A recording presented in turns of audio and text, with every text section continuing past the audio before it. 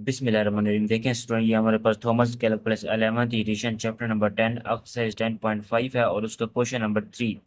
देखें स्टूडेंट, ये हमारे पास सेक्शन 10.5 जिसका नाम है पोलर कोऑर्डिनेट्स, ठीक है, ये 11th एडिशन में है। अगर आप थॉमस कैलकुलस का कोई और एडिशन पढ़ते हैं तो आप उस एक्सरसाइज या उस सेक्शन का नाम, जिस तरह से एक्सरसाइज 10.5 का नाम है पोलर कोऑर्डिनेट्स, ठीक है, ये इसका टाइटल है।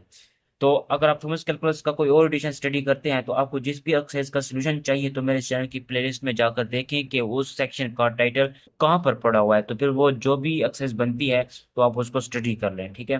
क्योंकि हमारे पास जब मुख्तलिफ एडिशन हो, एडिशन चेंज हो, कोई और एडिशन से आप आए हुए हैं मेरे इस चैनल के ऊपर, चैनल की प्लेलिस्ट में जाएं और वहां पर अपने सेक्शन का टाइटल देखें और फिर देखें कि कौन सी एक्सरसाइज बन रही है, फिर उसको आप स्टडी करें। क्योंकि एक्सरसाइजेस ना आगे पीछे हो जाती हैं, अंदर का मटेरियल जो है वो बिल्कुल सेम होता है, ठीक है, क्योंकि आपने कंसेप्ट को समझना है।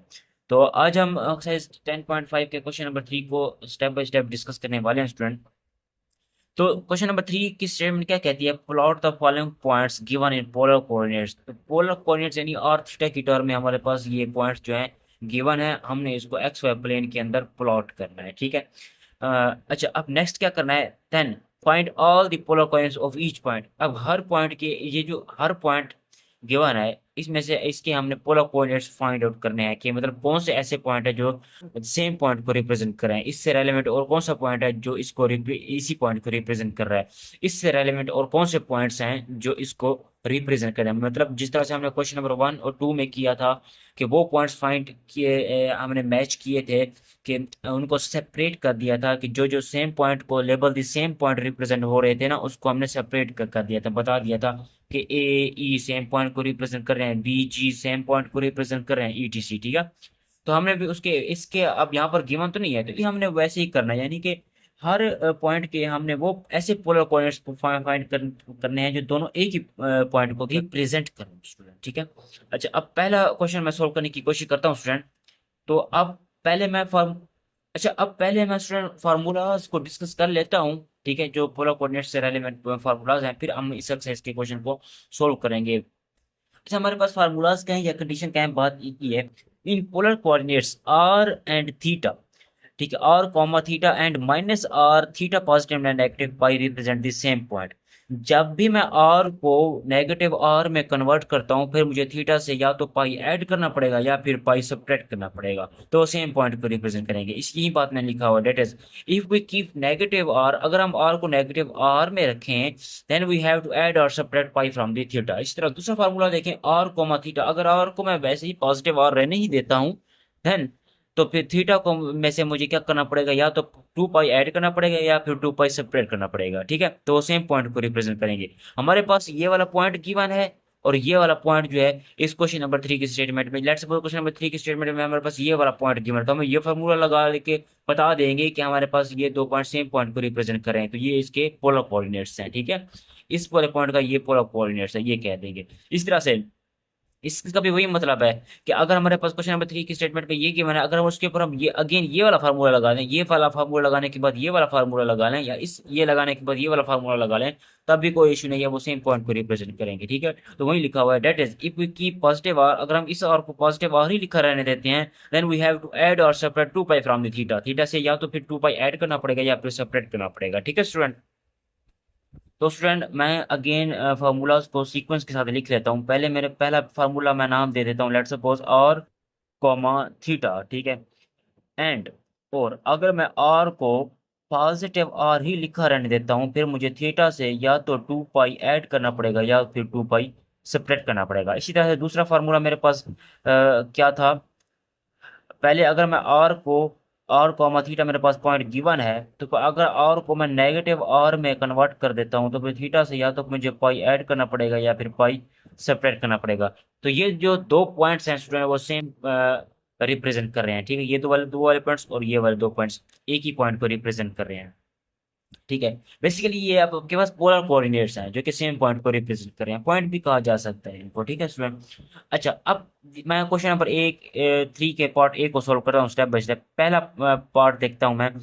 अच्छा, मैं पॉइंट्स को प्लॉट भी करना है, ठीक है स्टूडेंट। तो मैं सबसे पहले इनके तमाम पोलर कोऑर्डिनेट्स निकाल लेता हूँ जो सेम पॉइंट को रिप्रेजेंट कर रहे होंगे, उसके बाद फिर हम इसके इनको एक्स प्लेन के अंदर ड्रॉ कर देंगे स्टूडेंट, ठीक है। अब पहला क्वेश्चन मैं देखता हूँ, 2, पाई/2। तो पहला फार्मूला मैं यहाँ पर लगाता हूँ, और को अगर मैं वैसे ही और लिखा रहने दूँ, यानी कि और यहाँ पर रेडियस 2 है, 2 को वैसे ही लिखा रहने दूँ, तो फिर मुझे थीटा से या तो 2 पाई ऐड करना पड़ेगा या फिर सेपरेट करना पड़ेगा। तो फिर पाई/2 मेरे पास थीटा है, तो फिर मैं उसमें से 2 पाई ऐड कर देता हूँ। अच्छा, मैं यहाँ पर के लगा रहा हूँ। अच्छा, के का क्या मतलब है स्टूडेंट? के कोई एक इंटीजर है। जैसे ही इंटीजर क्या होता है हमारे पास, के जो है वो एक, के मैं यहाँ पर लिख देता हूँ, के बिलोंग टू जी। जी हमारे पास एक इंटीजर है। कौन सा इंटीजर है? 0, +/-1, जिसमें +/-2 अप टू 1, इस तरह के नंबर ऑफ एलिमेंट्स होते हैं। अब अगर आप गौर करें, मैंने क्या कहा था, या तो पाई 2 पाई ऐड होगा या सब्ट्रैक्ट होगा। अब के को मैं अगर -1 भी तो है कि यहाँ से जी से है और जी ये है, तो फिर इसका मतलब है के को -1 लिखा जा सकता है, +1 भी लिखा जा सकता है। जैसे मैं +1 लिखूंगा तब भी यही फार्मूला है, जब मैं -1 के को रखूंगा तब भी तो यही फार्मूला है, कोई इशू नहीं। तो इसका मतलब है इसी तरह से जब मैं 2 रखूंगा, तो मैं -2 रखूंगा, +3 रखूंगा, -3 रखूंगा, तब भी कोई इशू नहीं है, वो सेम पॉइंट को रिप्रेजेंट कर रहे होंगे, ठीक है। तो के क्या है हमारे पास? एक इंटीजर है।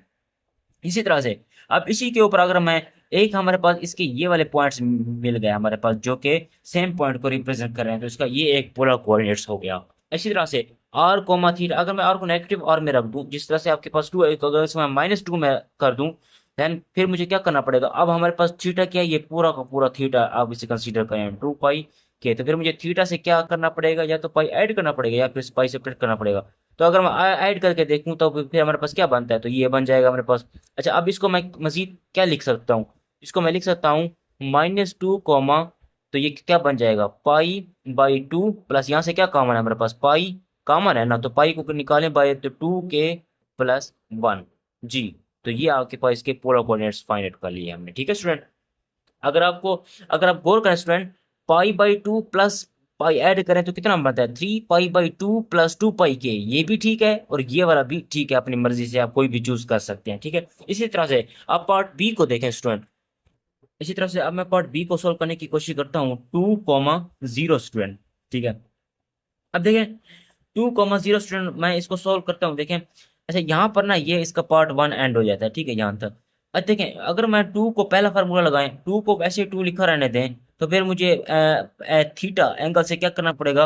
या तो 2 पाई ऐड करना पड़ेगा या फिर 2 पाई सब्ट्रैक्ट करना पड़ेगा। तो ऐड और सब्ट्रैक्ट की टेंशन छोड़ के मैं के लिख देता हूँ, ठीक है। और यहाँ से मैं नेगेटिव को मुझे रिमूव करना है स्टूडेंट, क्योंकि के एक इंटीजर है, उसमें नेगेटिव वैल्यूज तो हैं ही ऑलरेडी। इसी तरह से अब मैं दूसरा वाला फार्मूला लगाऊं इसके ऊपर, तो -2 कोमा, फिर मुझे थीटा से क्या करना पड़ेगा? पाई ऐड करना पड़ेगा, तो फिर 0 + 2 पाई के प्लस पाई ऐड करना पड़ेगा, ठीक है। के ऑलरेडी लगा हुआ है, तो फिर ये क्या बन जाएगा हमारे पास? ये बन जाएगा -2 कोमा, ये कितना बन जाएगा? पाई को कॉमन निकालें और 2 के +1, ये भी लिखा रहने दें, कोई इशू नहीं है, ठीक है स्टूडेंट। अगर आप ये भी लिखा रहने दें तब भी कोई इशू नहीं, तो यहाँ तक ये वाला क्वेश्चन एंड हो गया, ठीक है। तो इसका एक ये वाला पॉइंट है और ये वाला इसके क्या हो गया हमारे पास? एक पोलर कोऑर्डिनेट्स हो गए जो कि सेम पॉइंट को रिप्रेजेंट कर रहे हैं, ठीक है। अब नेक्स्ट क्वेश्चन नंबर 3 के पार्ट सी को सोल्व करते हैं।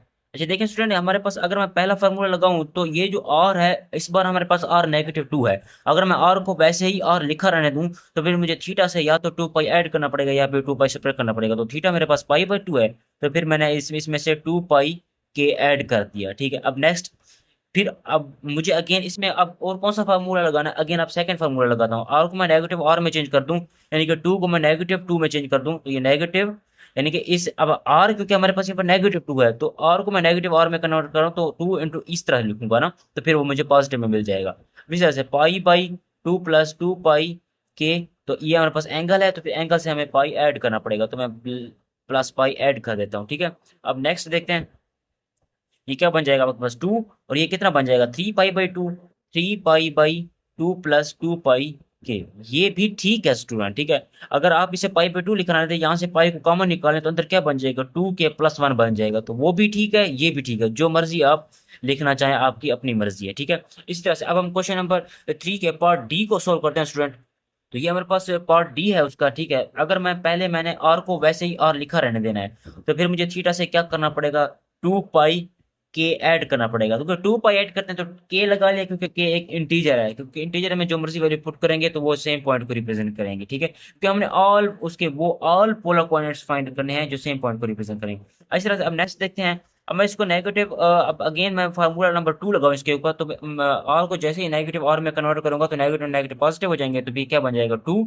और ये हमने यहाँ पर क्या करना है, इस एंगल में से फिर इस बार पाई को ऐड कर देना है, तो ये फार्मूला बन जाएगा। तो क्या बन जाएगा 2 कोमा, यहाँ से इस तरह भी लिखा रहने दूं कोई इशू नहीं है स्टूडेंट, अगर मैं यहाँ से पाई कॉमन निकाल लूं तब भी कोई इशू नहीं है, तो 2k+1, तो जी, तो ये हमारे पास इसका आंसर। अब हमने इसको क्या करना है स्टूडेंट, इनको प्लॉट करना है एक्स वाई प्लेन के अंदर, तो हम सब एक ही ए बी सी और डी को एक ही साथ प्लॉट कर देते हैं, ठीक है स्टूडेंट, क्योंकि उसने क्वेश्चन की स्टेटमेंट हमसे यही कहा था, plot the following points given in polar coordinates, जो पोलर कोऑर्डिनेट्स में पॉइंट ऑलरेडी गिवन है उनको आपने प्लॉट करके रख देना है, बस सिंपल।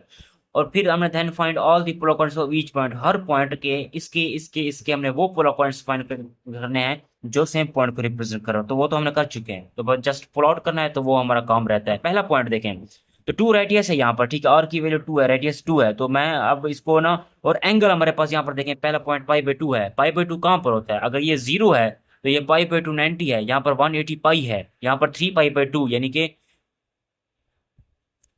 यहाँ पर 3 पाई/2 यानी कि 270 है, और यहाँ पर फिर 360 यानी कि सर्कल का, यानी कि उस प्लेन का हमारे पास 2 पाई कंप्लीट इस तरह से होता है, ठीक है।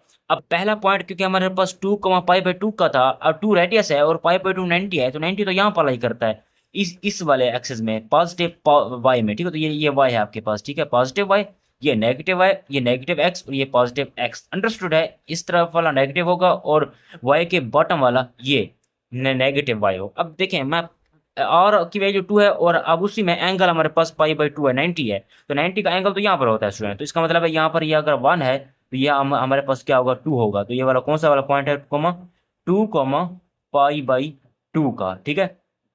इसी तरह से नेक्स्ट देखें इस वाले पॉइंट को, 2,0 रेडियस और 2 है, वहां पर एंगल 0 है, एंगल 0 तो हमें पता है यहाँ पर होता है इस वाले एक्सिस में, यहाँ पर एंगल 0 होता है, तो अब यहाँ पर आर की वैल्यू फिर 2 है, 1 2, तो 2,0 यहाँ पर लाई कर रहा है, ठीक है। अच्छा नेक्स्ट देखते हैं, और हमारे पास एक क्वेश्चन -2, तो ये आपके पास +1 है और ये आपका -1 है और ये आपके पास -2 है, तो -2, तो ये इस तरह से बनता है। अब इस तरह से देखें, और हमारे पास पॉइंट कौन सा है, -2,0 वाला पॉइंट है स्टूडेंट, ये देखें -2,0, तो ये आपके पास +1 और ये आपके पास -1, ये आपके पास -1 और ये आपके पास -2, तो कौन सा पॉइंट -2,0, तो ये हमें एक्स वाई प्लेन के अंदर इनको प्लॉट कर दिया है स्टूडेंट, ठीक है। तो आज हमने एक्सरसाइज 10.5 के क्वेश्चन नंबर 3 को डिस्कस किया है। स्क्रीन के ऊपर आपको क्वेश्चन नंबर 4 नजर आ रहा होगा, वो भी बिल्कुल सेम टू सेम इसी मेथड से स्टूडेंट, ठीक है। सबसे पहले आपने ये वाला फार्मूला नंबर 1 लगाना है, उसके बाद फार्मूला नंबर 2 लगाकर छोड़ देना है, यहाँ पर क्या होगा, एक इंटीजर होगा, ठीक है स्टूडेंट। तो मिलते हैं नेक्स्ट वीडियो में। अगर आप हमारे चैनल के ऊपर नए आए हैं तो कहीं चैनल को जरूर सब्सक्राइब करें, लाइक करें, शेयर करें। मिलते हैं नेक्स्ट वीडियो में, तब तक के लिए अल्लाह हाफिज।